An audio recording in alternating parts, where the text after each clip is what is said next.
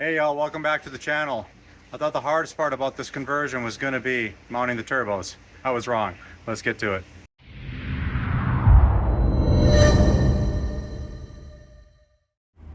So the first problem we're facing is the shift arm on the 6080 is hitting this comp gate.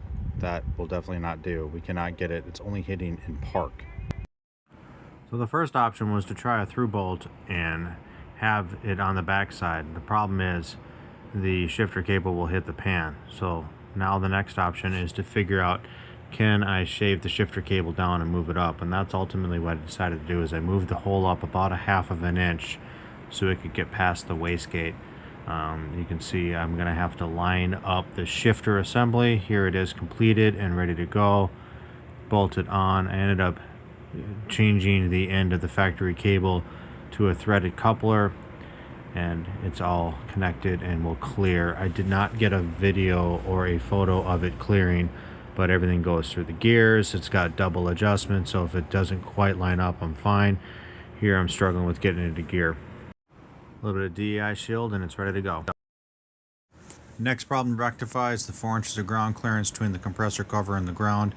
Long terms were 5, so we're going to do a 3/16 inch plate bar, strap it across the front, a little bit of angle iron mounts. We're actually going to run a 3/16 skid plate as well. So here I'm just welding in the bar. It's going to tie into the subframe. Pretty happy with how this is going to turn out, and it's going to be good protection. More to come on the skid plate here in future episodes when I finish the front side and the actual skid plate mounting. We'll make a nice place for my filters to go as well. Next up is the scavenge drain AN10 through bulkhead fitting.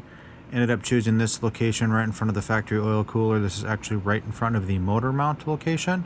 About 1.25 inches down. Make sure I clear the factory windage tray, which sticks down about 1/2 of an inch. Make sure I've got clearance on the inside. Also added a improved racing baffle setup.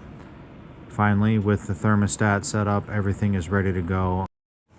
Next is to bolt the EGP turbo manifolds to the Gen 5 Camaro manifolds. I'm using these gaskets here. They're Remflex. They'll take up the gap. Torque them to 20 foot-pounds. Stage 8 locking hardware. Good to go. Time to remount the turbos and start intercooler pipe routing, exhaust routing, and line fabrication. Got a general concept of everything's going to land. The intercooler just showed up, so we'll just keep going full steam ahead on this project. Thanks for watching.